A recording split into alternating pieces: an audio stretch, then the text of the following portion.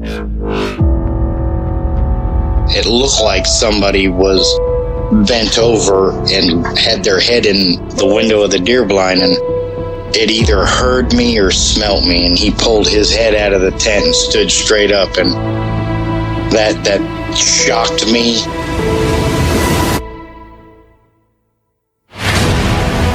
They don't make people that big. The way it moved, almost as if it was gliding across the beach. I've never seen anything move like that in my life. They were screaming at each other in gibberish. It sounded like a language, and they were chuntering away back and forwards, back and forwards, back and forwards.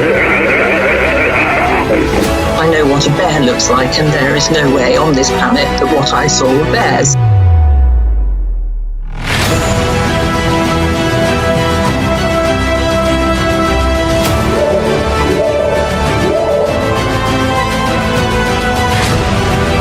911, what are you reporting? Jesus Christ, you better... Sir? Deal! Hello? Get somebody out here. What's going on now, sir? That son of a bitch is about 6'9", I don't know. Do you see him now, sir? Yes, I'm looking right at him. Uh-oh.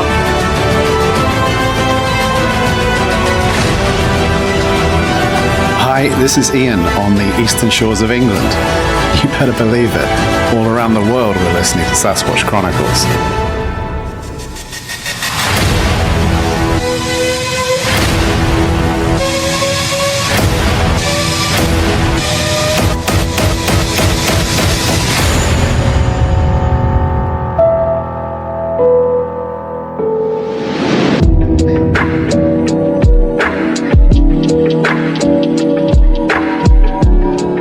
Welcome to the show, everyone. Thanks for being here tonight.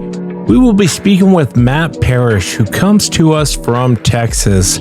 Matt was a law enforcement officer in Texas, and he fell in love with Washington and moved here. I don't really get that. I'm in Washington. I'd rather be in Texas, but that's neither here nor there. But shortly after moving to Washington, Matt and his family started experiencing these creatures around his property, and I saw him on the Flash of Beauty, the movie, and I asked him if he'd come on and kind of share his experiences. If you've had an encounter and you'd like to be on the show, shoot me an email. My email address is wes@sasquatchchronicles.com, and if you get a chance, check out sasquatchchronicles.com. You can become a member and get additional shows. Let's jump into it. I want to welcome Matt to the show. Matt, thanks for coming on. Thank you for having me. Yeah, I really appreciate you being here. And I was telling you before, I saw you on Flash of Beauty, and I was like, wow, I really want to chat with this guy. Prior to all of this happening to you, what was kind of your take on the whole subject of Sasquatch? I always, I've seen the shows. I grew up watching Monster Quest, Finding Bigfoot, those type things, the different documentaries. I think there was one with Leonard Nimoy when I was really young. So I was familiar with it. My dad and my grandfather, they would always tell us stories, and I always thought it was kind of like a boogeyman, like fairy tale type thing, until I went to a library when I was in the first grade, and I saw that classic image of Patty when she's looking back at Roger and them, and so that's when I was like, whoa, this is something that actually might be out there. And then seeing the shows and everything, so you always want to believe, but you're not 100% there. It wasn't until we moved up here to Washington that everything changed, when we went from being believers kind of to knowers. I hear ya. Well, if you would walk me into this whole incident. You moved from Texas to Washington onto this property, and this, what we're going to chat about tonight, went on for about 4.5 years. If you would you start from the very beginning and kind of walk us into how all of this progressed? Yeah, sure. Like I said, we were living in Texas. I worked for the Texas Department of Criminal Justice. I was a lieutenant with them, and I did that job for almost 13 years. I wasn't a lieutenant the entire time. I left at the rank of lieutenant, but I started out just as a regular officer and worked my way up through the ranks. But we would come up here to Washington. We would take the 101 all the way down to like San Diego and do different things. And we just always loved it. And we would do that for our vacation every year to try to beat the Texas heat. Normally in August or a couple times in October we came. But anyways, we came. It was 2018. We were staying actually on Lake Crescent, me and my wife, and it was my birthday, and we were just getting ready to lay down for bed. It was 11 o'clock at night. This was in October, and so it's that dreary kind of misty, classic Pacific Northwest weather that we have. And as we're laying down, there's this really long, drawn out howl that comes off the mountainside right behind us. It's dead silent. We don't have, there's no TV. There's nothing like that in the cabin. It's just stillness, and we both looked at one another and I was like, there's no way we heard what we think we heard, is that, because it didn't sound anything like, I've heard coyotes, I've heard wolves, very familiar with all that, the different sounds, that they have a variety of vocals that they make. This didn't sound anything like that. It sounded more like what I now know as the Ohio howl. And it was just this long, drawn out thing. And so it's like, we definitely got to come back, to the peninsula. And in 2021, we actually had the opportunity to move here. So we took it. We took that opportunity and relocated. We were living in Lake Quinault, and that first year was pretty quiet for us. Nothing really wild happened. My neighbors and stuff like that. I love to hike. I love to be outdoors. You name it. If I can be out there, I'm going to be out there. And occasionally, the subject of Bigfoot would come up with neighbors or something. Somebody would say, yeah, well, there's some tracks down here, if you're interested, go look at that. And I would go and look, but the problem is it rains so much here that by the time you get there to look at the tracks, they're pretty much washed out. So all you can really see is like impressions. There's a big difference. I always hear people, they say, oh, there's tracks. And then you look and it's an impression. There's a difference in a track and an impression, but you would see impressions and you could tell, yeah, something had walked through here. So the area already had a kind of a rich history of Sasquatch sightings in Quinault. People having experiences and stuff. And like I said, our first year, nothing really exciting happened in our house. Occasionally we would get around 11 o'clock, we would get like this, not really a overpower odor. It was more of a just kind of a musky, funky smell. Nothing really super strong. Like you always hear the Sasquatch reports, it burned my eyes and filled my lungs, nothing like that. And so I thought, well, maybe it's a bear coming up around that time at night. And so I put a couple of floodlights up, and I'd be sitting in my chair, and around 11 o'clock, the smell would start wafting in through the window, because we don't have air conditioning up here. So we just leave our windows open at night. It would start coming into the house, and I would jump up. I'd see the floodlight pop off, and I would jump up and go over to the window to try to catch a glimpse of whatever this was. And it would always be gone, and there'd be nothing. The house next door to us was vacant.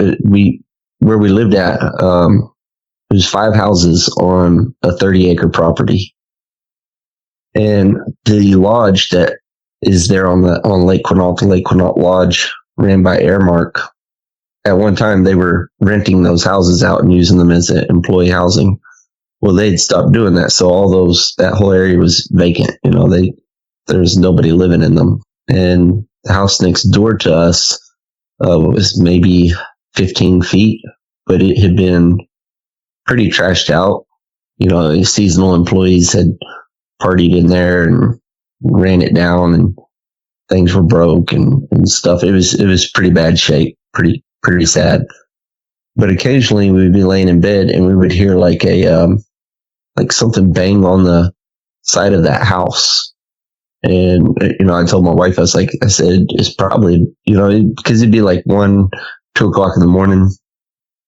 I'm not getting up to go look. It's at the next house. It's not our house, And so I told her, I said, they probably left some trash in there. Someone's probably some critter or a bear jumping up on the side trying to look in there and see. And Matt, this home next door, you guys were hearing something bang on it? Yeah, banging, more on like the roof because it's more of a metallic type. So like something was hitting the edge. It almost sounded like a garbage can lid, but the only thing that was metal over there was the roof.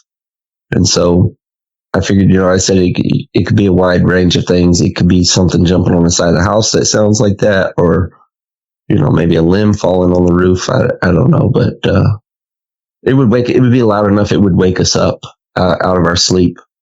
And it would just be a single bang, and then that's it, and then nothing.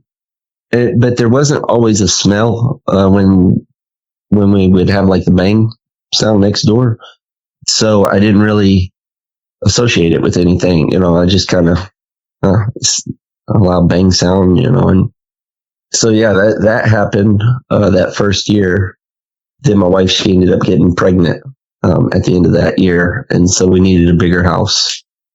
And the pressure was on to find something. Well, Lake Quinault is pretty remote. You're about an hour from Aberdeen, and you're about an hour and a half from Forks, Washington, there on the west coast, the west side of the Olympic Peninsula. And then that's pretty much it. There's really nothing else around. There's a couple little tiny communities like Quinault. You have Queets and, just nothing really big. No stores, nothing like that.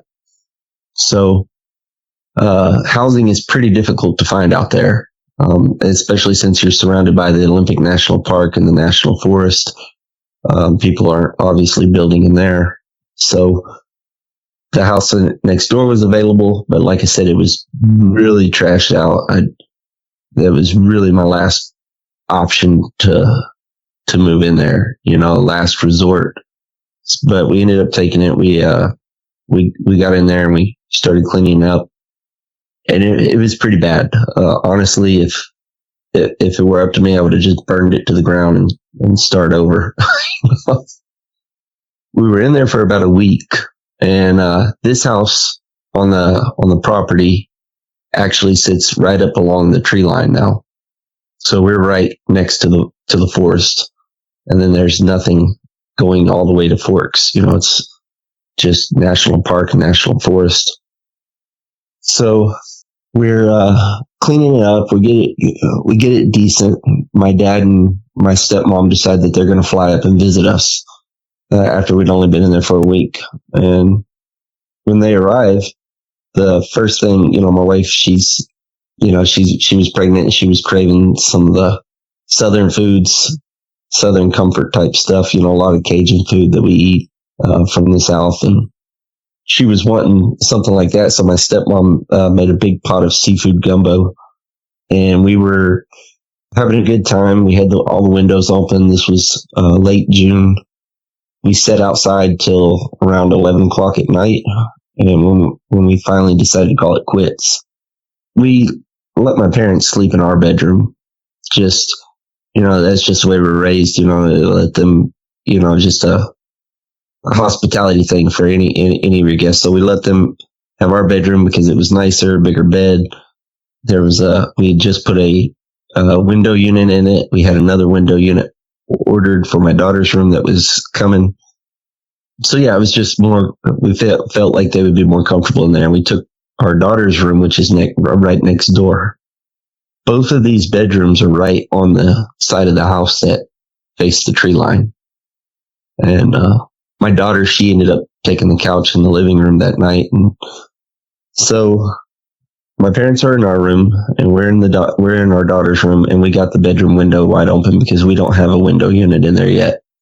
And it really wasn't that hot, so we didn't have a need for a fan or anything up in the window. It was quite comfortable. But around 2 a.m, my wife wakes me up and she says, She says, there's someone out there banging around. And I said, what do you mean? I said, yeah. I said, it's probably a critter. I told her, I said, go, just, it'll be all right. Go back to sleep. And she's like, no, I'm serious. She's like, there's someone or something out there banging around on the side of the house. I go to lay my head back down on the pillow, and right as I do, that's when I heard a very clear, sharp, like distinct whistle. It didn't sound like a bird. It almost sounds like the way, when you're in a construction site or something, you whistle to get someone's attention. It almost sounded kind of like that. That's the closest I can describe it. But so now I'm awake. I'm like, okay. I'm like, who's right outside? Because this was right up on the window. And I was like, who the hell's right outside the window? And I'm looking and I don't see anything. And I'm listening.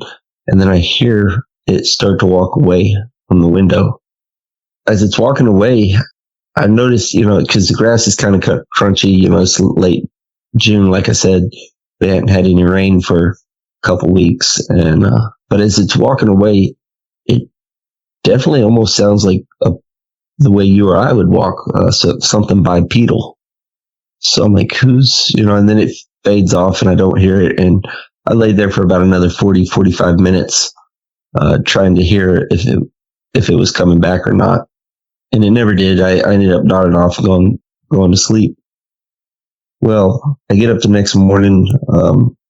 I go into the living room. I see my parents had just stepped out onto the porch. So I follow them out there and they're lighting up a cigarette there. I could tell they're a little bothered by something, I can't quite tell. My dad, to give you an idea about his character and stuff, he was born and raised East Texas. He's a true definition of a Texan all the way. He's got the thick accent, unlike me, but he was in law enforcement for 40 years. He just retired as chief of police. So things don't really bother this man or rattle him too much. And I wouldn't say that it rattled him, but I could tell something had bothered him. And so I asked him, I said, how did you sleep last night? And he said, let's talk about that real quick. He said, well, how did you sleep first? And I said, I slept. I said, there was this thing, Dad. I said, yeah. I said, it's around 2:00. And I told him, what had occurred. And when I was telling him, his eyes got real big and he looked over at my stepmom. He's like, all right. He's like, that's the same time that we had our deal. And I said, well, so what happened to you? And he said, someone or something came up to your window unit and started banging on it real aggressively.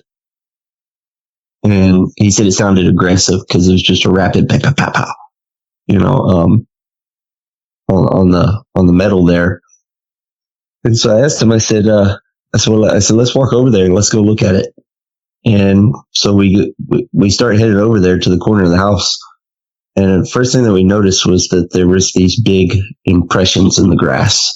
They were about 17 inches in length and they were about 2.5 to 3 feet apart, one in front of the other. And they came right up along the tree line and cut over towards the house. And they go up to the bedroom window with the window unit where my parents were. And sitting on top of the window unit is a river stone that's up there. And so this unit is about 7.5 feet off the ground. So that would take something with thumbs. I wouldn't imagine a bear would pick up a rock and bang on the window unit. It was just really kind of mind blowing. It was like, there's no way, with the impressions and the stories and everything, there's no way that we're experiencing that this happened. But then the tracks, they circle back, or the impressions, they circle back to the bedroom that me and my wife were in.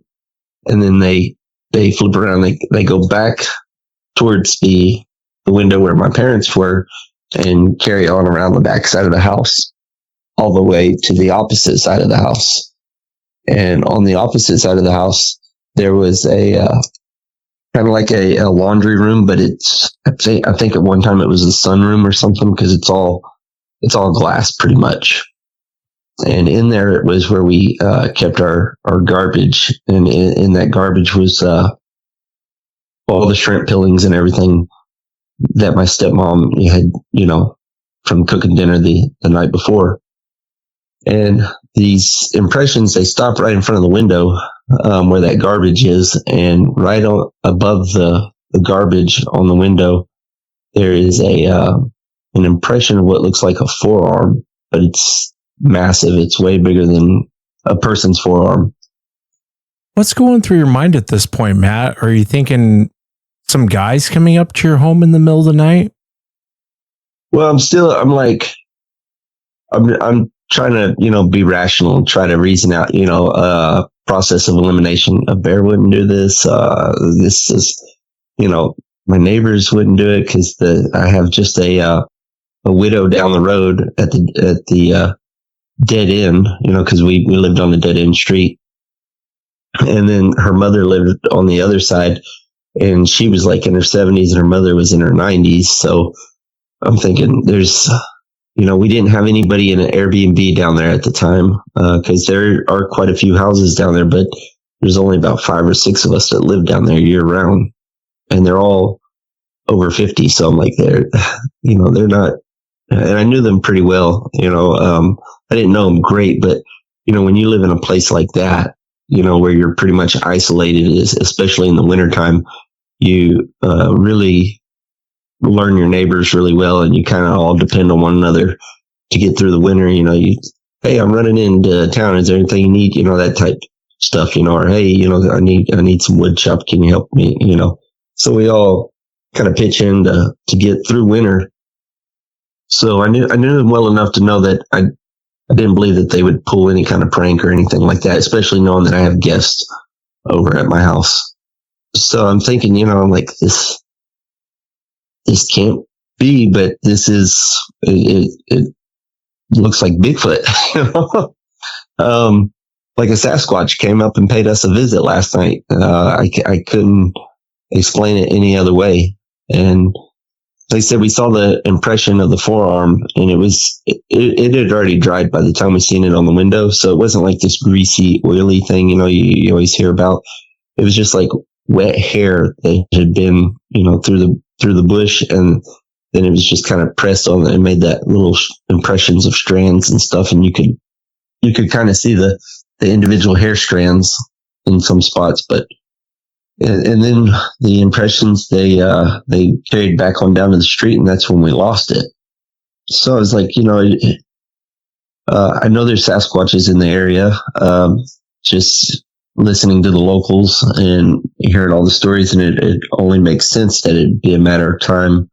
We live right at the mouth of the Quinault River where the salmon hatchery is, and right in the across the street in the front yard is the actual lake itself, and it's all just freshwater clams and stuff down there. We're kind of like right in the middle of a buffet, so to speak, for anything. And so yeah, I'm still kind of like trying to wrap my head around it. I'm still kind of skeptical that we were visited by a Sasquatch, but I'm still like, I don't know any other way to believe any other explanation for this than that at the time. And so the rest of the week goes off without a hitch, no disturbances. There's occasionally at nighttime we would be sitting out on the porch while they were there, and the whole forest, it would just go dead silent. Like the bullfrogs would stop. Everything it would just be stillness. And so we would just kind of sit there, me and my dad, and we'd be listening to the forest if we could hear anything moving in the tree line or whatnot. Because normally when everything goes silent like that, especially like if you're in East Texas, typically because there's a predator around, right? So everything kind of gets quiet till it passes on. But this would all go silent, and it would stay silent for about 15, 20 minutes. And then the forest would come back to life again. And but we never heard anything. We never smelled anything, nothing like that. So that was pretty much the end of that incident. My parents, they had a great time. We took them all around the peninsula, showed them different stuff. They left, went back home. And 3 days after they left, it was around 10 o'clock at night. We're all getting ready. We're kind of settling in, getting ready for bed. We're in early June now, and early July.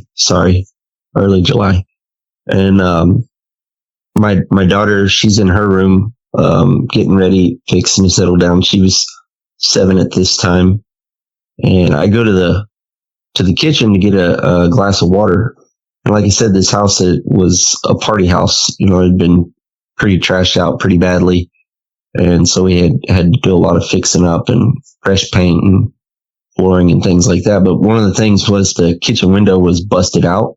And so I had taken a piece of cardboard and placed up over the window and taped to the sides, you know, because we had to special order. The house is so old. We had to special order the window for it.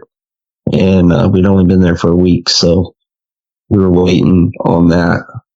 Well, while I'm getting a glass of water, that cardboard starts it's almost like something is on the other side of it, taking its hand and just kind of slightly pressing inward, and then it would let go, and then it would slightly press inward, and then it would let go. So it starts kind of flexing, and I can actually hear the adhesive from the tape giving away each time. There's no wind, there's no storm outside. It's just stillness. It was a nice evening that evening. And the pushing was almost like rhythmic, not like real fast, like if wind was flapping or something or beating up against it. It was almost rhythmic, you know, it was just in and out, almost like something was amused with the cardboard and maybe the adhesive sound like peeling away from the window. So now I'm thinking like, crap, like how fast can I get to the bedroom and get my gun? You know, if whatever this is tries to come inside. I'm still not thinking Bigfoot. I'm not thinking anything like that. I'm just thinking wild animal or something, you know. So around that time, my daughter, she comes running into the kitchen from her bedroom and she goes, I know you're trying to sneak on me. And I said, what? And she goes, yeah, I know you're trying to play a joke on me. I know you're trying to sneak on me. And I look over and I notice that the window has stopped. It's still now. Nothing's pressing on the cardboard anymore. And so I look back at her. I said, what are you talking about? You know, I'm not sneaking on you. And she goes, yeah, you're outside my bedroom window trying to sound like a Chinese zombie. And I said, what? She goes, yeah, you're out there making like Chinese zombie noises trying to scare me. I was like, and so this goes back and forth. I was like, no, I'm not doing that. But while that's going on, the thought occurred to me, she was experiencing something on one end of the house the same time I was experiencing something. There has to be two of these things, whatever they are. That's when I kind of snapped back and I was like, you know, I've heard Sasquatches do, you know, what they call samurai chatter. You know, finally she realizes I'm not trying to sneak on her. You know, I'm there in my boxers and I'm not outside the house in the dark. And so we told her, you know, we said, hey, if this ever happens again, just when the dark comes, just when it starts at nighttime, close your window, close your blinds, and don't open them up. And if that ever happens again, or they try to, whatever it is, tries to speak to you again, you just come and get me and Mom, and we'll take care of it. But so we kind of established some rules early on because we weren't quite sure what we were dealing with. The next morning I get out and I go outside, and of course there it is. I find a 17-inch impression, you know, just impressions, nothing definitive with toes or anything like that, just impressions. But a 17-inch impression, then I found a 15-inch impression around the outside of the house, a couple of them. So that kind of reaffirmed, you know, okay, we had visitors again last night, you know, like the same ones when my parents were here. And so I told my wife, I said, we got to figure out a way to get this on camera. I was like, do we still have the Ring camera from when we were in Texas? And she's like, yeah. She said, it's in storage. And I was like, okay. So I get the Ring camera and I get it out and I just set it on the porch railing. I don't mount it to anything. I just set it out there and had it facing the tree line. That first night, we got all kinds of hits on it, and it was cats and the cat that we had that was outdoors, and just different things, would set it off, little bugs. So I had to go in there and change the settings for just a person, something of significant size to set it off. And so I did that, and it was 2 nights later. It was around 3:01 in the morning. I got a notification on my phone, and it said that there's a person on the ring. And so I was like, I set it down. I'm kind of in a hurry. I'm getting ready for work. I'm still not like thinking or wide awake, so I didn't check it. I just kind of tossed it to the side. I was like, I'll look at it just before I walk out, and finished getting ready about 40 minutes later. And just before I go to head out the door, I pick up my phone and I look at it, and I clicked on the clip, and you can see this kind of fuzzy hominid thing, because it's the IR, and it kind of, at nighttime, it's not that great. It's very low quality footage, but I could tell there was something that had came around the corner of the house and walked up within about 20 feet. So I asked my dad, but since he was working for the Livingston Police Department, I said, hey, can you give this to your tech guy? And if they have some time, when they're free or maybe on their off day or something, if they could just kind of play with this video and clean it up and get it back to me. So he's like, yeah, sure, no problem. So I send him the video, and I go on to work, and he sends back the video that evening with that. They ran it through a blue filter and kind of cleaned it up a little bit. One of his tech guys did, one of his lieutenants. And, but there's this still image of what looks like a Sasquatch standing right outside the house. There's one frame where it steps just good enough, and it looks right at the camera. And then after that, it turns around and it leaves. And so it was like, wow, that for me was just like confirmation. That was okay, that we're not dealing with, especially the size, because the thing in the video, at least in the still image, the screenshot that was captured from the video, the real good shot of it, it has its knees like slightly bent, and then you have the body and the head, which are the head was just maybe a foot or so over the eave of the roof, and the eave is about 9 foot off the ground. And so I was just like, wow, this, there's a 10-foot tall thing standing right outside my house 40 minutes before I went to work. And so for that was really the defining moment. Like, okay, we're not dealing with a bear, we're not dealing with another person. We have a Sasquatch coming to the house. Yeah, that was the big event for us, the big confirmation. Yeah, I'm looking at the picture, and I'll post it underneath this episode. It's definitely weird. You're right, those Ring cameras do suck, but kind of a weird image. Are you concerned at this point? Yeah, I actually was. We were a little worried because we don't know what we're dealing with, There's no textbook out there on how to deal with a Sasquatch. And this, this wasn't the first time that it had visited our home, obviously. So it was coming back. And that was the other thing, too. And so I told my wife, we went ahead and we upgraded. We spent $1,000 in Blink home security cameras. We got 10 of them. We set up around the property, floodlights, motion lights, that type thing. So we were like, we told our daughter, there's no playing outside anymore unless we're outside with you. And the tree line in the woods are completely off limits. That's a no-go area. So we established some rules pretty quickly. And then after dark, the girls, they just stayed indoors. They didn't, we had a big deck in front of the house. It's not like they were going outside playing or like we were all, but I was like, my wife might step outside for a minute on the porch or something. And I was like, yeah, after dark, we'll just call it quits for the evening and stay indoors until we know a little bit better what we're dealing with. So that's kind of where we were. I wouldn't say, really afraid, but cautious, because they hadn't really done anything that I would consider aggressive behavior to that point. All of the behavior just seemed like curiosity type stuff, if that makes sense. They're banging on that window unit, and I've had some people, they're like, well, that was pretty aggressive, well, I mean, if you're laying inside, and you're 10 foot tall and you're banging on a little metal box, I mean, I guess it could come off as aggressive, but we're also the only ones in the whole neighborhood that had an air conditioning unit. So that was something that they'd never probably seen or encountered. And you can hear, when those things run, you can hear water dripping inside of them sometimes when they kick off from the compressor.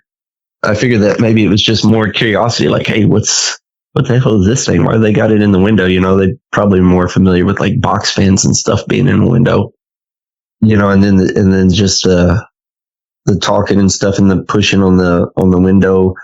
If it really wanted in the house, it could have came in the house. After seeing the photograph, the video footage and the tracks and stuff, there's really nothing that you're going to do to stop something that big if it wants in, or if it wants to get a piece of you. It's coming.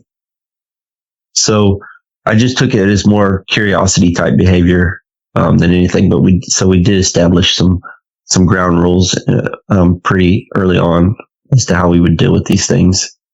The blink camera, the problem with that is it runs off of Wi-Fi, and the Wi-Fi in those rural areas is horrible. We didn't have Starlink. We got Starlink now, but at the time we didn't have Starlink. The cameras would pop off in order as if something was walking through the property. It wouldn't just be like random spots on the property when the camera would pop off, but I would go look and there would be nothing there. And so I tested the cameras myself. I went walking through the property along the same route along the tree line, and the cameras fired off, and I wasn't there on video.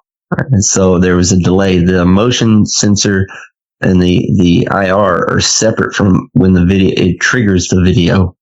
So, and there's a 1 or 2 second delay by the time the video actually starts recording, and it all goes to like a cloud, kind of like a memory bank. So it's not like, it doesn't go to a hard drive, and it doesn't, I've had people ask me that question too. It just was not really up to par for what we needed. We needed something that would be like instant, and these were not. And I would also like to add that whenever we had the cameras up, activity seemed to stop for a little while. Or it would occur in other parts of the property that were just outside of the camera's range of view, or like where we didn't have cameras at all. And so that was interesting to me. Also, that these things, I don't think that the Sasquatch knows what a camera is. I don't. There's no way. I'm definitely in the flesh and blood camp. It's something biological. I know there's a lot of, there's different groups. You got the bio camp, you got the paranormal camp, you got the camp that believes that it's aliens. I think it's just based off of my experiences. I think it's another hominid. I don't think that it knows though what a camera is. I don't think it's smart enough, but I do think that there's something about cameras that these things don't like. And when I was working back in Texas, we used dogs for all different types of things. We have cadaver dogs, we have drug dogs, we have dogs that find just cell phones. So I called up my kennel sergeant, and I asked him, I said, how do the dogs know to hit on like cell phone or certain electronics, but not other electronics? How do they know to pass those up? What he told me was pretty surprising. He said, well, they're actually looking for the camera. He said, they're not looking for the phone itself. And I said, the camera. And I said, how did they know to find the camera?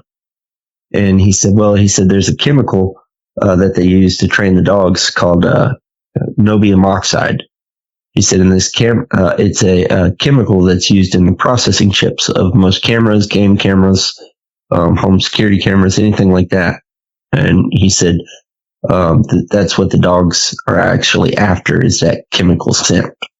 And so that made more sense to me, because this is where me and my dad kind of differ a little bit on our belief as far as the cameras go. My dad, he's dead set that it's human scent that they're smelling.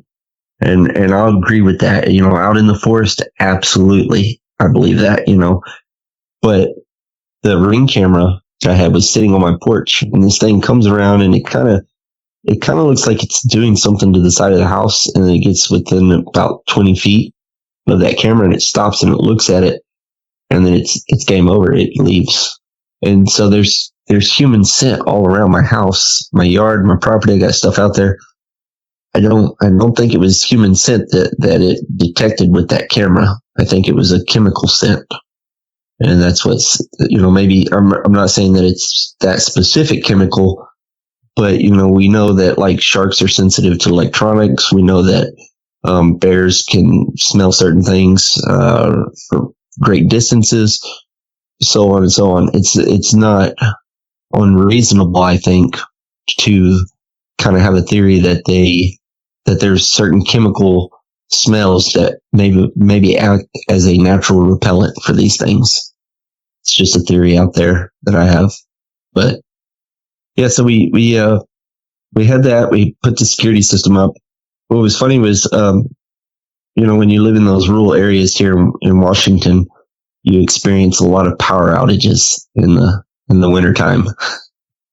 And our power would go out, and it would always amuse me because, we wouldn't have anything happen for a while, and then the power would go out, and then we would wake up and there'd be tracks or impressions, one or the other in the front yard or something like that, and then you could hear weird sounds throughout the night, different vocals sometimes.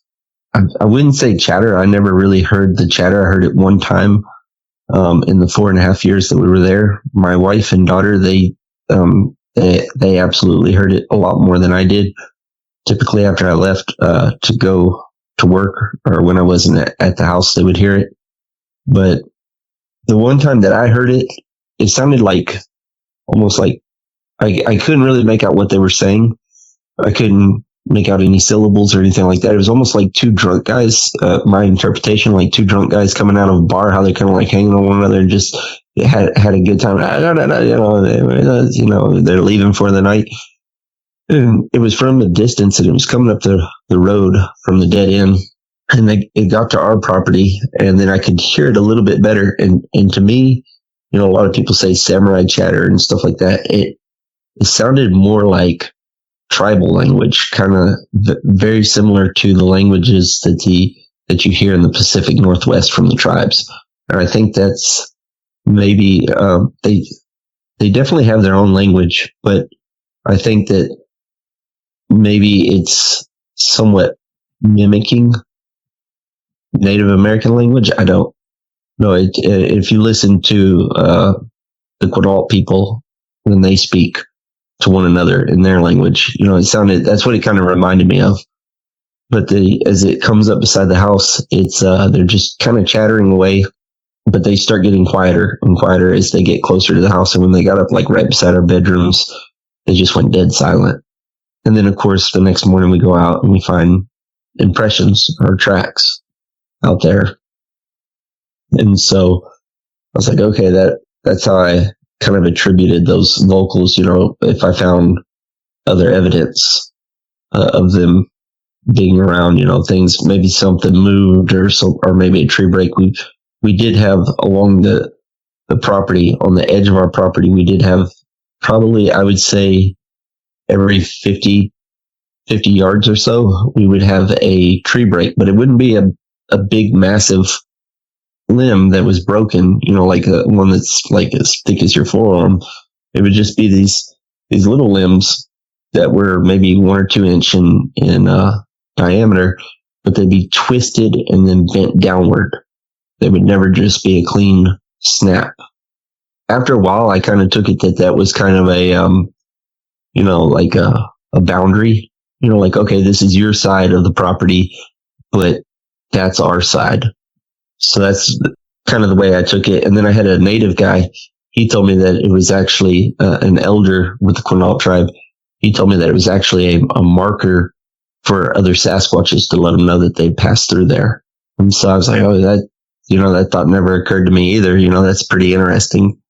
And then he's like, yeah, if you notice, and it wasn't until he pointed out that the tracks, whenever we find tracks on our property, it's never like they're side by side, like the way you or I would walk with our wife or children, through an area, you're close together.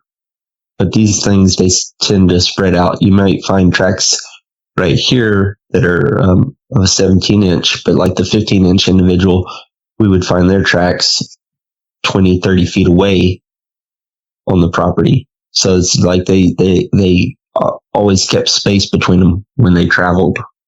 So they would do things like that. That was pretty much the second year. In October, I had actually reached out to Mel Scahan, who I saw through Flash of Beauty, the movie Bigfoot Revealed. And I reached out to him and started talking to him to get some advice on how to proceed and deal with these things. Because the way he talked about them was very much some of the experiences that he had were very similar to ours. And he always referred to them as forest people. Most of the native tribes here do refer to them as forest people. There are some native tribes that believe that they're more spiritual than they are of forest, like an actual tribe. But the general consensus is that they're a type of they're the other tribe, as they call them sometimes. And so Mel had mentioned doing gifting and trying different things to put out for him. So I started doing that. And the funny thing was in the beginning, there's no instructions or no textbook on how to do these things, right? This is what works, this is what doesn't. So you just kind of got to figure it out as you go. They are picky. They're not like bears or anything that will just eat everything. They do have a preference in certain foods that they like. And so I always heard apples. So I was like, you know what, I'm going to go. I went out and I bought a bunch of apples and I just laid them on the ground. Anytime I would lay like apples or anything like that on the ground, any kind of food, they wouldn't touch it. And so I was telling Mel, I was like, yeah, they're not taking it. He's like, well, how are you doing it? And I said, well, I'm putting it on the ground, out there. And he's like, no, you need to get like a table or something up, set it on a thing. He's like, would you want to eat your food off the ground? Would you want to, he said, so just to be respectful, place it up on something high. And so that's what I started doing. And they never touched the apples when I put them out, but it was funny because I did have one time, I always count, and I had one apple missing, and I was like, I got so excited. I came in and I told my wife, I said, yeah, they finally took an apple. I said, or something took an apple. She's like, oh, that's great. And it was like 2 days later, I'm in the bedroom and I open up my window and facing the tree line, there's an apple that is right outside my bedroom window. There's an apple that's impaled on a branch about 12 feet off the ground right in front of my window. I was like, oh, there's that missing apple. That's like, what that means, I don't know. So I took it that maybe they wanted something besides apples, because there's plenty of apple trees in the neighborhood and around the area. Being in Washington, the apples grow great here. But so I was like, maybe they're not happy with the apples. So I went out and I tried different things. The two things that I had the biggest success with, and things that I could really tell, okay, I could rule out other wildlife taken, was fresh corn that was still in the husk and plums. So I moved this gifting table to the side of the house where we would normally get activity in between the house and the tree line. And I actually need to go back a little bit. I actually took down the security cameras when I started gifting, because that was the other thing. Mel's like, get rid of the cameras. I was like, I thought about it. I was like, yeah, for whatever reason, they're able to sense the cameras, so that's not working. So I took the cameras down when I started gifting. But I put plums up, and I set 10 plums out each time, and they would always leave 4 plums behind. They would never take more than 4 at a time. more than, they would never take them all. They would always leave just a 4 at a time behind. And I always thought that was interesting. I'll say this too. Not every time that I gifted did I always get a response. I would say 95% of the time, the stuff probably just rotted or would go bad and I would have to throw it away. But there's that other 5% of the time when they would interact. And so the plums, when the plums would come up missing, there would always just be 4 each time that they visited. And I told Mel, I said, that's really weird. I said that they're just leaving. They don't, if it was a bear, I think it would, it's surely a bear is not counting the plums. They would just eat them, And Mel, he said, well, how many people are in your family again? I said, oh, there's 4 of us. It's like, yeah. He said, they're probably leaving some for you and your family as a thank you. That was really interesting. I put out the fresh corn on the cob that was still in the husk, not the stuff that you get from Costco where it's kind of chopped on the end. This is like right out of the garden. And so I took that and I would set that out, and they would come and they would husk all the corn and leave all the leaves on the ground, and the cob and the corn itself would be gone. And the leaves were not ripped. They were not shredded. It wasn't like chewed on. This was just like if you and I were prepping it to go in the freezer or be cooked. How you just peel them back and drop them down, and then discard of them later. But that's exactly how I would find it in the morning. So I tried a lot of different things though. I tried peanut butter in a jar. That didn't work. I did lay out things like that I thought that they might need, like salt. One time I put salt on a plate, and something came up and picked up the plate. I'd set the plate actually up high on the window unit on the AC unit, so it's about 7 feet off the ground, give or take. And something came up and licked it. It just ran its tongue through the middle of the plate and then set the plate down on my gifting table, not back down on the ground. But anytime I tried like processed foods or cooked items, none of that stuff would ever get taken. It was always left behind or it would just go bad. That was going on. And one night I went outside and I go to do my gifting. And when I go around the corner of the house, a tree in the back corner fell. And it's just dead silent out there. There's no wind. There's no storm. I got to where I would keep the same routine. I would do my gifting every night around 7 o'clock sharp. I don't know why I just did. I just kept a routine with them. So I go out there and I've got my little bag of goodies for them, different things that I would try. And that tree falls. So I go over to the edge of my property and I got my headlamp on and I'm looking out there and I can't see anything. It's thick as can be. And so I just started taking the things out of my bag and holding them up in my headlamp. And I was like, all right, I got you guys an orange tonight. I got you guys, some more plums and yada yada. I'm doing that. And it's not that I think that they understand English. It's just more kind of less, I guess, like break the ice and show them that I'm not aggressive. I'm not a threat. Just show my demeanor, So I would do something like that occasionally. Every time I would gift, when I was done, I would always say go to the edge of the tree line and speak and then be like, all right, guys, here's your goodies. I hope y'all enjoy tonight. If you like them, you like them. If you don't, you don't, something like that.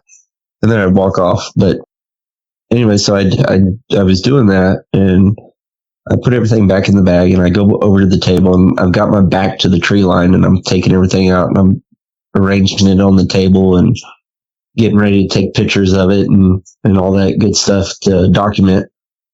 And all of a sudden I hear right behind me in the forest, I can hear there's just something big breaking through the brush.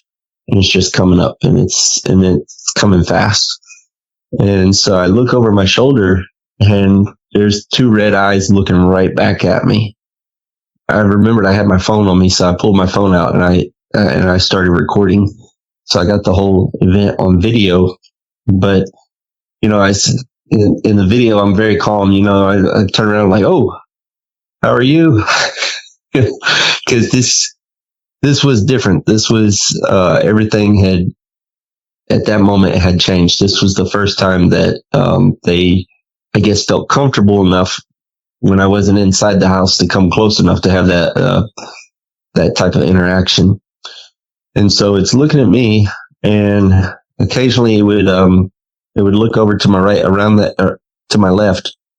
At that same time where that tree had fell, there was, while I'm looking at this thing, something over there in that corner starts ripping and tearing up brush, and it sounds really upset.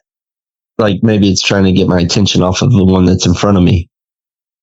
And so it would look over there, and then it would snap back and look at me. But when it would look, the eyes would go to kind of an amber color, then to a golden color as the light hit the side of the eye. And then when it would look back at me directly and snap back, it would be a solid red. This whole thing lasted for about 5 minutes, and I realized I'm holding a spoonful of bacon grease in my hand. And so I was like, you know what? This thing's not backing down, and it's not really coming forward anymore. But I'm between it and the food that thought occurred. And so I was like, it's not a good place I want to be right now. So I finished up, I set the stuff down, and I started to leave, and as I got to the corner of my house, when I got to I stopped the video at that point, but when I started to leave, when I got to the corner of my house, I turned around and to look over my shoulder one last time, and there it was right there on the tree, maybe 10 feet from me now, and it's like peeking out from behind the tree, and my headlamp hits it, and I can see the eyes, I can see the outline of the head, I can see the shoulder and the arm that's reaching around to hold the tree, the hand on the tree. And as soon as I hit it with the headlamp, it sucked back behind the tree again, hiding. And then that's when I took off running, because I never heard it. Like I said, when I first went out there and I was gifting, I could hear it coming up behind me, and that's when I looked behind me. Well, when I moved to the corner of the house this time, I never heard it move through the forest. It closed a considerable amount of space between us without me hearing it. And I've talked to other researchers. Some of them said that it might have been a third one there the whole time that was on the tree. Maybe that's why I never heard it, because what I was actually looking at the first time was not the same one. And I was like, that kind of makes sense. But still, I never heard it. And so that was really spooky, and it was a lot closer than I wanted it to be. So I hightailed it and got inside.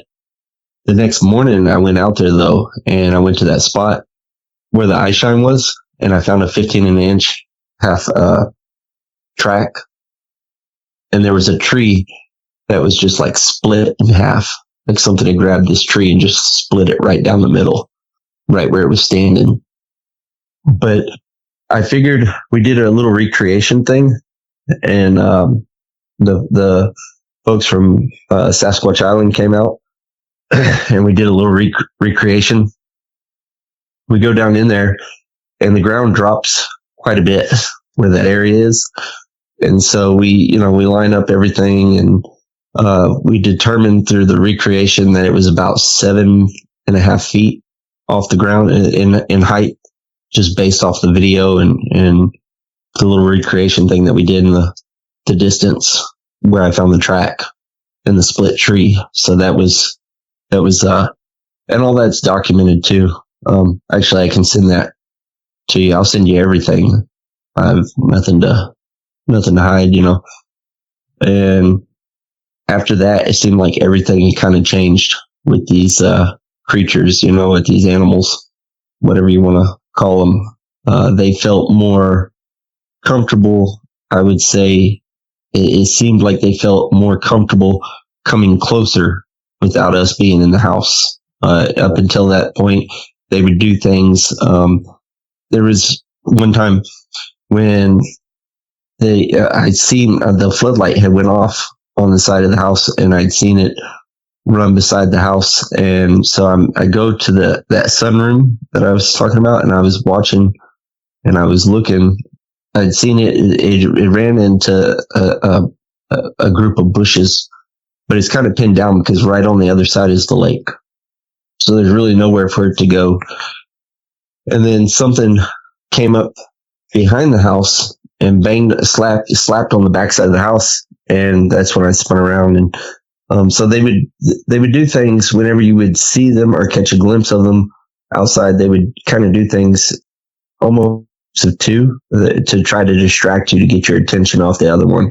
Like if you were getting to, you're in the house and you're looking at a certain area where you're positive there's something there, but you really can't quite see it. Something else would happen somewhere else on the property that would get your attention so they kind of like to distract you, when you're getting close to one of them.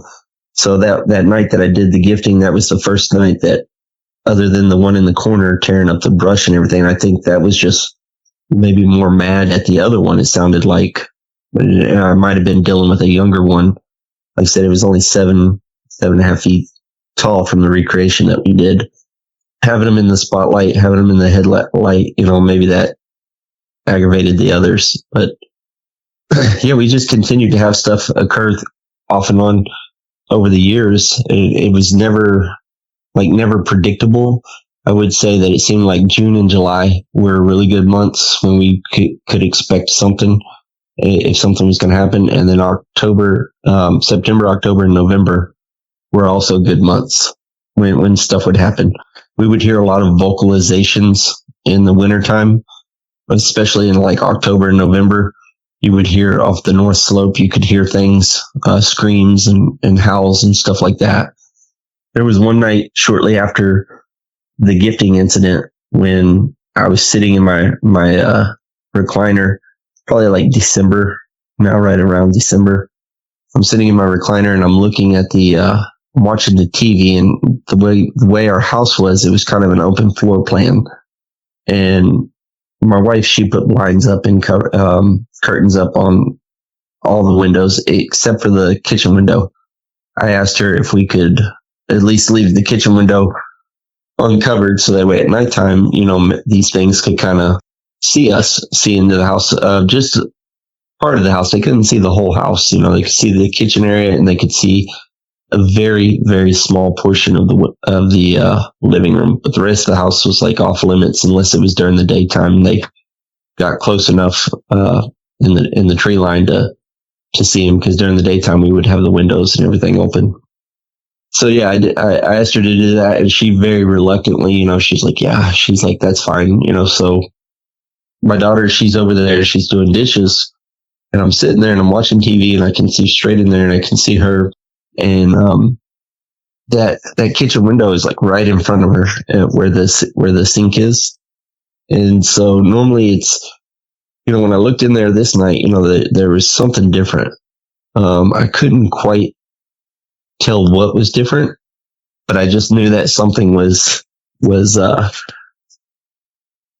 kind of like when you come home and your spouse or your wife or whatever, your partner moves something, your roommate moves something in the house, but you can't quite figure it out. You just know that there's something different about it. That's kind of what it was. I was looking, it wasn't like nothing like real noticeable. But then a thought occurred to me, like normally at nighttime when I look at the kitchen window, it's glossy black shine, because it's just the kitchen light that's reflecting. And so, and everything outside, like you can't see you can't see 3 feet out of the window, just whatever's illuminated by the kitchen light. But the window this night had kind of a smoky gray color to it, but it was the whole window. And so I'm still like, I don't know if that's it, maybe. But anyways, I just know something's not right. So I tell my daughter, I said, hey, if you want, I said, you can stop doing your dishes now and I'll finish them up later. And so like any kid, all excited, as she's running away from the window, not really running, but as she's leaving the kitchen, that whole window, something, whatever this smoky gray was, it just stepped to the side and you could just see the glossy black shine come across the window again. So there was something outside the window that was filling the entire window, and it was just standing there watching. And so I go out the next morning, and of course there's tracks right there, and they're about 12 feet away from the kitchen window. The kitchen window itself was about 6 feet off the ground and about 4 foot wide, and I would say probably 4.5, 5 foot. It was a weird shaped window. That's why it took so long. Like I said, in the beginning, when it was busted out, we had to special order it. But yeah, it had been standing there watching her. That happens, and then she goes on and she's playing. She's happy in her bedroom. Nothing else happens that night really until we go to bed. And we go to bed after we lay down. We've been laying down for maybe about 40 minutes, and there was a impact on the back side of the house. Just a real quick, something heavy hit the backside. It almost felt like it hit where our bedroom was. So like I said, I went out the next morning to go look for tracks and stuff. I found the tracks. They're about 12 feet from the kitchen window. But when you go down a little bit further, you have our bedroom. And the first thing that I noticed was it's all shingles, wooden shingles on the side of the house. And one of the shingles was busted on the back side of the house. And on the ground was a kind of like almost like a tennis ball sized stone that had impacted the back of the house that hit that shingle. But what was funny was, about the whole thing to me was that was right where on the other side where that shingle was busted was where I sleep. So I was kind of like, I kind of turn around, I'm holding the stone in my hand. I kind of turn around, I'm facing the tree line. I'm looking, I'm like, all right, you got pissed off. You got in your feelings because I took away your entertainment, and so I figured that's what that meant. I don't know. Like I said, you don't know. There's no textbook or anything, but that is the only time that we ever experienced any kind of behavior out of them that was kind of, I guess, passive aggressive. I don't know. It was to me, it was more kind of amusing because it was like, okay, like a little kid throws a fit, type behavior.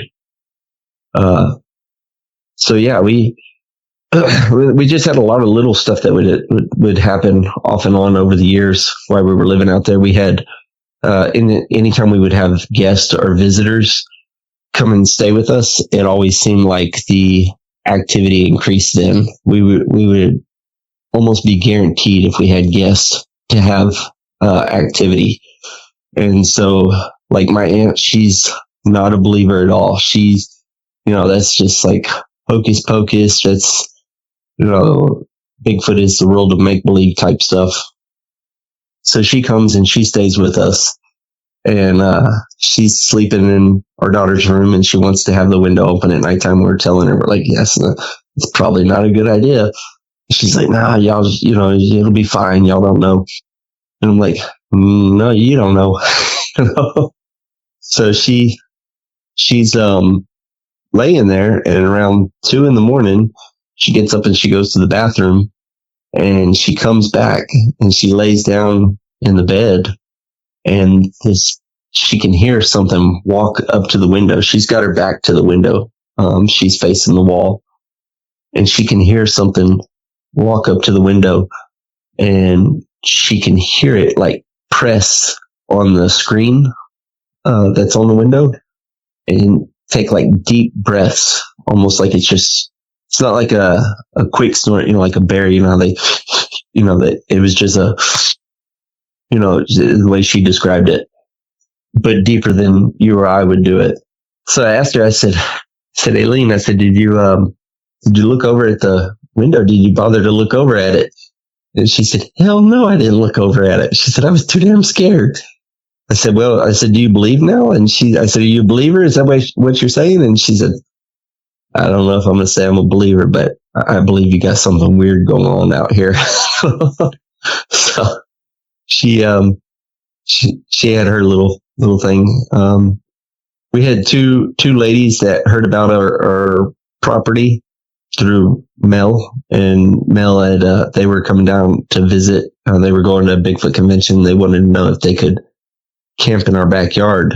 And so they were up in Canada, and they were doing a little Olympic Peninsula thing. And so Mel put them in contact with me, and I was like, I don't know about having strangers in my backyard. So, I think nobody had ever camped in the backyard, but I told him, I was like, yeah, that's fine. I got nothing to hide. If y'all want to come on down, and you're camping in the backyard. And I told him, though, I said, I said, once we lay down and go to bed, though, I said, if it gets too sketchy, you may have to bug out to your car or something and may leave because we're not coming outside. And I said, my doors will be locked, And she's like, okay, that's fine. And so anyways, they come, we sit out there around a campfire, and I told them, I said, one thing that I tell people is just act natural, because it seemed like anytime that we would try to find them, or anytime we would try to go looking for them or set up cameras where we saw tracks or anything, activity would just stop. But when we just acted natural and we're being ourselves on our property, that's when things would happen. And so I told them, I said, we'll set up in the backyard. Instead of y'all walking and climbing all over the property, we'll just act like campers, We'll see what happens. And so we heard some weird noises, but nothing that I could really say was like Sasquatch behavior, or is stuff that I could attribute to other things as well. And around 11 o'clock at night, we decided to call it a night. And no, it was 10 o'clock. I'm sorry, 10 o'clock at night. We call it a night, and I go inside the house, and they had brought some gifts for the gifting table. And I told them, what I do. I typically just go to the edge of the forest, and I, say a little spiel and tell them, hey, this is what I got, yada, yada. And I explain why I do that, not that I think Bigfoot understands, but maybe he understands my demeanor and my body language. They do that, and they said, hey, we're looking to just have an experience, hopefully not a scary experience. They lay out some peanuts and different things, and then some plums, and they had 3 plums. They go to bed. Next morning, they are around 2 in the morning for them.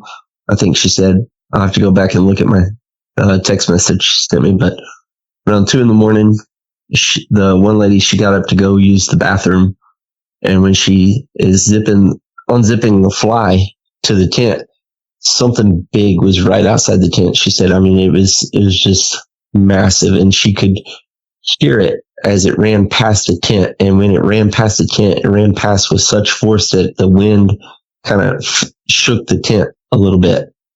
And so she immediately zipped everything back up and just laid there. And it woke the other lady up as well that was with her.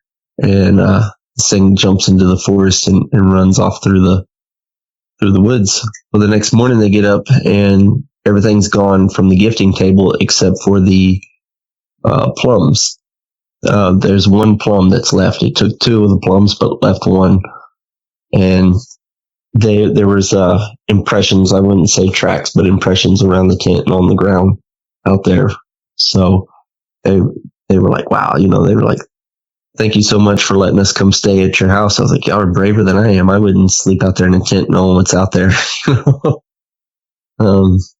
So yeah, those were the main things, other than just, over time we would have, things that would come up missing from the property. There was one time when we had, I'd taken my truck across the peninsula to pick up some furniture, and it was late by the time I got home. So I just got the furniture out of the bed of the truck, but I left all the straps and the ropes in the bed of the truck. And the next morning I get up to go to work.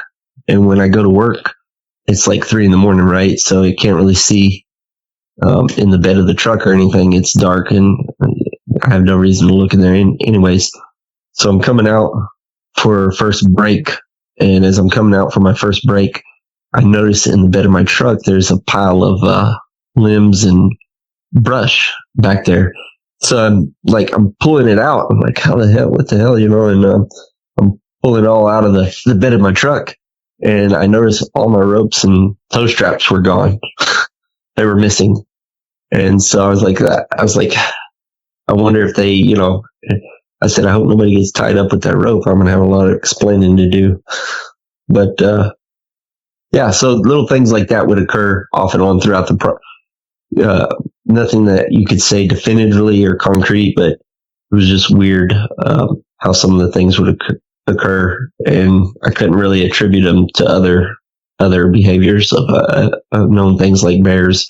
We did have a bear in the neighborhood. He would come up to the property, but he would never come on the property. And I always thought that was weird. We would catch him on security camera, and he would come up and sniff, and then he would kind of hesitate and he would kind of hang out, and then he would just turn around and leave. He would never come on the property or never near the gifting table, especially where we had the bacon grease and stuff. And so I knew that had to be like just torture for a bear. But I always found that to be interesting also, that black bear would never come over to the gifting table and eat. Yeah, that is interesting. It's almost like the bear knew better than to test the waters on coming on that property. I've seen these creatures. They terrify me, and I'm not proud to say that. But having said that, if I have a property and these things are coming on, and I have a wife and I have kids, I'm going to be first to step in front of the bus, so to speak. I'm going to become Papa Bear real quick in that situation, very protective. And so you set up these rules, no one can go out at night. Here, we're going to close the shades, to where you are now setting up a gifting stump to leave food or whatever for them. And I'm curious on your mindset. If you had a black bear on your property, it would cause concern. The last thing you're going to do is leave food out for it. How do you go from having a set of rules like that to where you're concerned to where now you're leaving food out for them and you're trying to interact with them? What was your mindset doing that? What was it you were trying to accomplish? Well, I was hoping to maybe establish.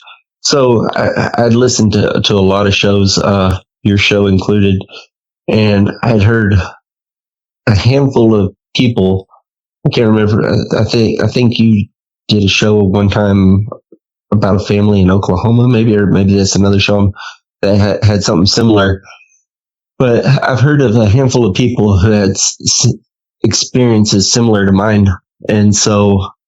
And I would always say, I'd be like, man, those people are nuts. Like when I listened to the show and it would end, I'm like, great story, but that guy's nuts, or that lady's nuts, And then it started happening to us. So I was like, I kind of wanted to, after talking to Mel and some of the other natives and stuff, maybe see if I could establish a better, I don't know how to say it without it sounding completely crazy, but try to get a better understanding of these things, try to bridge a gap, some type of communication going between us. Because I do feel like they're super intelligent. They're not, they have language. They have an ability to reason, I think. They, just the fact that they would leave 4 plums behind when we would gift, little things like that. So I kind of wanted to learn more about them, and I was hoping that through gifting might maybe kind of build some level of trust to where we could maybe see them a little better, or maybe learn something more. I think that it's okay to have interactions, but I think there needs to be boundaries and limits. And I think that by doing that, like closing the windows, hey, we don't go out, we don't, the girls don't communicate back with them if they did hear them, things like that. And then too, I would let them know, I think on a couple occasions, I would go out there and be like, hey, that's not cool, not that I think that they understand, but again, body language. So there was like one time when they slapped the side of the house, and the next day I went out there just when I did my gifting, I was like, hey, this, and I kind of demonstrated it. And so I think that by doing that, kind of is trying to establish some boundaries. And for the most part, it seemed to work. Like if I told them, I didn't appreciate something or so, that there was a behavior, and then I immediately would show. But that only happened like twice. The majority of their behavior was more curiosity.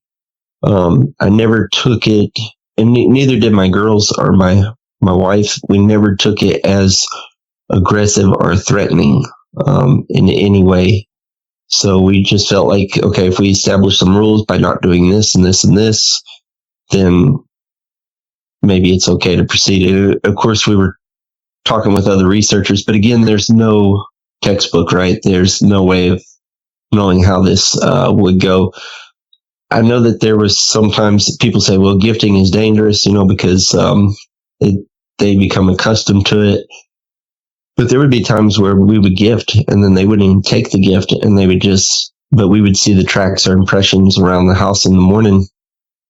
And then there would be sometimes where I wouldn't gift at all for maybe like a month or two, just because life happens and you get busy and you're not able to get out there and do what you want to do.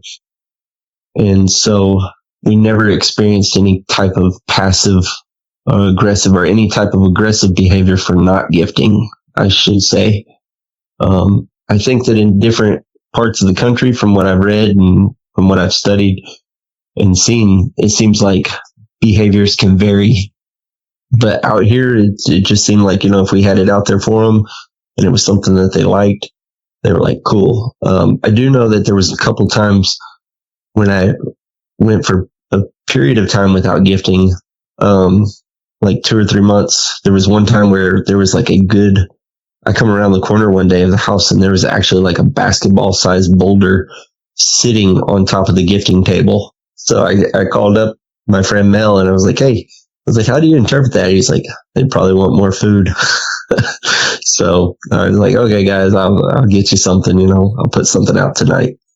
But yeah, we never experienced anything that would, I would, if it started to become aggressive or anything like that, we would just shut it down. I wouldn't have continued doing what we're doing. We would have changed things up. We definitely would have put all the cameras back up, went a different route with doing it. But they seem to always just be curious and on some level respectful of our property for the most part. Yeah, and I know I sound like a judgmental dick when I ask that question, but I didn't mean it that way. Please don't take it that way. I'm a Pisces, man. We go off of our emotions. And if something's trying to talk to my daughter or scaring my wife, and I see it on my ring cam, now I know what to kill. But again, that's probably not the greatest answer or attitude to have. That's just kind of where my mind would go. And I get your mindset, Matt. I understand what you're saying. You're trying to build rapport. And I always get nervous when people talk about setting up these gifting stations, because you're playing a game you have no control over. Yeah, you're right though. You don't know, and you hear all the stories like we heard. Up here the Elwha, they have the whispering woman. And she whispers to the children at night and steals them. And then so on and so on. Like the Buckwas and the Zinnaqua in Vancouver. Similar stories of taking children and putting them in baskets and stuff like that. But So you kind of have to wonder a little bit, like where do those stories, where do those legends come from? Are those based off of like, people who had experiences kind of like ours? So you don't know. But at the same time, like where we live, the way I look at it, we live very rural, very remote. There's mountain lions, there's bears, there's all kinds of, there's a lot of, dangers just from the natural wildlife out here.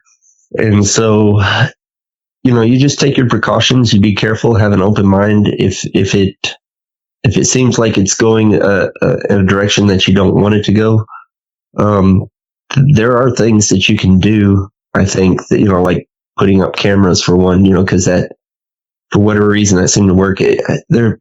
When we didn't have the cameras up, though, I'll say this too. When I took the cameras down, if they wanted to do something, they could have definitely done it, because I would go to work at 3 a.m, like clockwork. Well, about 3:40, I would head out the door to my truck, and I'd be out there all by myself, walking to my truck. And that would be a perfect time if you were going to do something. Yeah, you don't know, so you kind of start off and you're kind of careful. I did a lot of research and a lot of looking into that gifting stuff before I did it, and I talked to some other people who had done it before I made up my mind. It wasn't like just a decision that I jumped right into. I spoke to Mel Scahan, who has done it, and he's had some level of success with it, and some other people that I talked to that he put me in touch with. So I kind of weighed all that a little bit in my brain before I did it. And some time had actually passed. We're about 2 years into these experiences, and we hadn't experienced anything aggressive. So I felt like maybe it's okay to try to up it to the next level and see what happens. And again, I know that you moved away from the property about 3 months ago, but while this was going on, did you notice a rapport change between you and the creatures while you were gifting? I guess before you moved, you never really stopped gifting, but did you ever notice a rapport change? No, it never, the rapport never really changed. I mean, if it was out there and there was something they liked, they took it. And if not, then they would just sit there.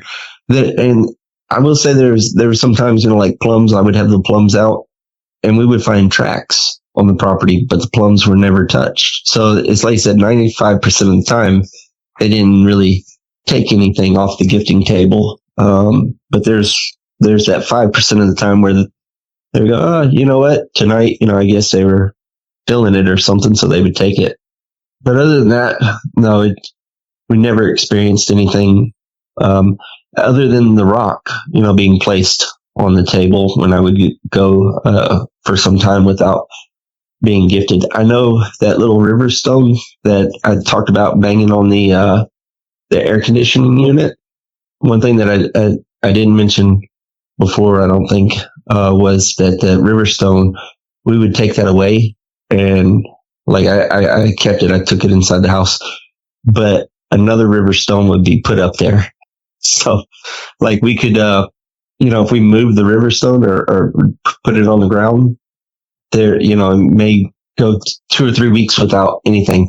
And then you come around the corner and there'd be a little river stone sitting on top of that window unit. So I don't understand that at all. So I just got to where I left that alone. And even when we moved, it was still sitting up there. So I left it. I just, whatever.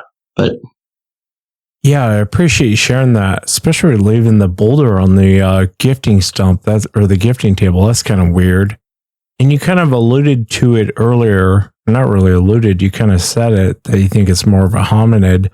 So you're kind of thinking it's more of a human, not so much animal. I think it has more human tendencies than an animal. Yes, I do.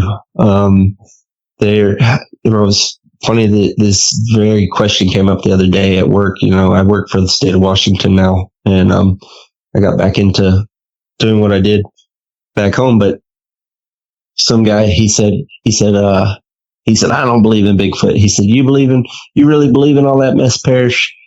And I said, no. I said, I don't believe in Bigfoot. Not the sense not the Bigfoot that you're talking about. And he's like, what do you mean? I said, the pop culture Bigfoot, the one that is just some dumb ape on two legs running around. I think it's much more than that based off of my experiences. I do believe, I know that there's something out there. What they are, I couldn't tell you, but to say it's just another animal, I don't think that's completely accurate. There's something a little bit more than just animal. They have language. They, like I said, they have, from what I can see, reasoning ability. Just, there's more to them, and they're highly intelligent, to be able to stay hidden this long. And as big as they are, that's the other thing, too. It's just, it's baffling. I know that there are some people who have paranormal experiences with these things. Some people say that they can cloak. Some people say that I've had people ask me, did they ever speak to you telepathically? No, we never experienced anything like that. We did have one guest that came to our house one time. There was a professor. His name is Mike Mintz, out of with the University of South Dakota, and he came there to do he's a research kind of project there. He's going to be bringing a class around the peninsula and showing them different spots. But anyways, he wanted to stay at the property, so him and another friend, and so they stayed, and they claimed that they saw some strange lights. I'd never seen any strange lights, and I did not personally see the strange lights that they were seeing. But they also slept outdoors, and I slept inside my house because I'm not fixing. I didn't. Although I felt like these things were not dangerous, I didn't feel comfortable enough sleeping in a tent. I didn't want to quite test that out yet. But I don't think it's an animal. I don't think it's a person either. I think it's something in between, like a hominid. Yeah, and I agree with you. A lot of their behavior seems more than just an animal. I get completely your mindset. And I don't blame you either. If I had two Bigfoot researchers come hang out in a tent on my property, I'd rather be in a warm bed with my beautiful wife than out there with them. So I don't blame you for not going out there. It's an amazing account, man. I really appreciate you coming on. It's a pleasure to meet you. I saw you on Flash of Beauty, and I was like, wow, I really want to chat with this guy. So it was a real honor having you on. Thank you again for coming on.